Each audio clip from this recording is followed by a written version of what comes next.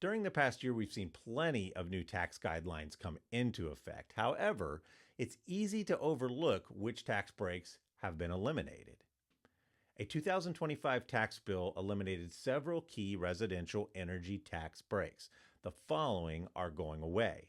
A federal electric vehicle tax credit worth up to $7,500 ends June 30th, 26. Residential clean energy credit worth up to 30% of the qualifying installation ends end of 25. Energy efficient home improvement credit worth up to $3,200 also ends at the end of 25. However, the federal tax credit for at-home EV charger equipment won't end until June 30th of 26. You may be able to save up to $1,000 in your taxes if you install qualifying equipment by that deadline.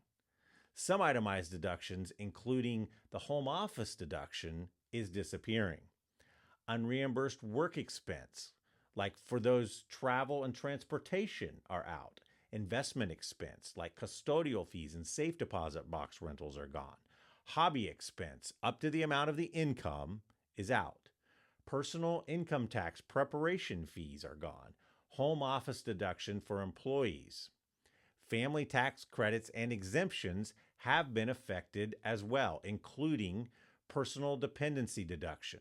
Like some itemized deductions, the elimination of this exemption was meant to offset the increased standard deduction and higher child tax credit.